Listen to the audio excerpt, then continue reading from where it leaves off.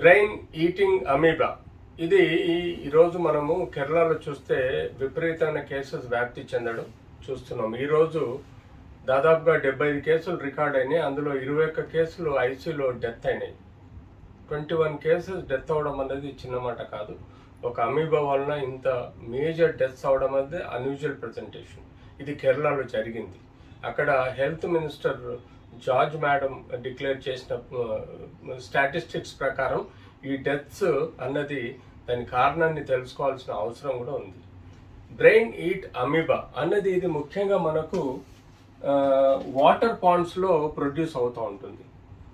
ఈ యొక్క సిస్ట్ కానీ లేకపోతే ట్రోపోలాజియా కానీ లేకపోతే దీని యొక్క ఫైబ్రస్ ఫ్రాంజిజెంట్ ఫామ్ కానీ ఇది ఒక ప్రోటోజోవా లాగా, అంటే ఒక అమీబా, ఒక ఫంగల్ ఇన్ఫెక్షన్ లాగా ఇది మనం చెరువులలో, స్విమ్మింగ్ పూల్లలో, లేకపోతే నీటి కుంటలలో, లేకపోతే తుప్పు పట్టిన వాటర్ పైపులలో, లేకపోతే స్టాగ్నెంట్ వాటర్లో కానీ ఈ అమీబా ఫామ్ అవుతుంది.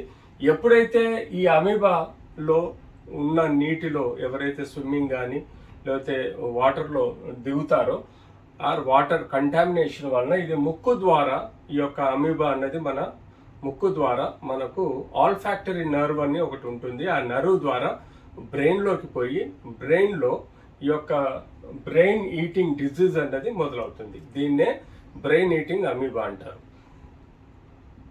అదర్వైజ్ మెనింగో ఎన్సెఫలైటిస్ అంటే మెదడు వాపు వ్యాధి లాగా. సో మెదడు వాపు వ్యాధి అంటే అందరికి తెలిసిందే, one of the most dangerous infectious condition meningitis.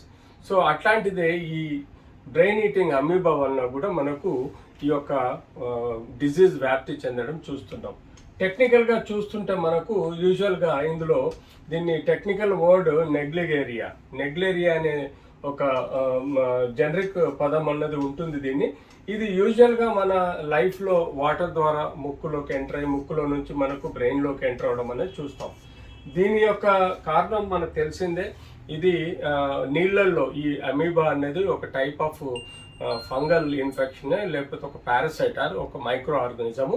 ఈ మైక్రో ఆర్గానిజం అన్నది నీళ్ళల్లో ఉండే బ్యాక్టీరియాని తిని ఇది డెవలప్ అవుతుంటుంది. దీని యొక్క డెవలప్మెంట్ అనేది నడుస్తుంది. తద్వారా ఇది పెథోజన్ మన బాడీలోకి ఎంటర్ అయ్యి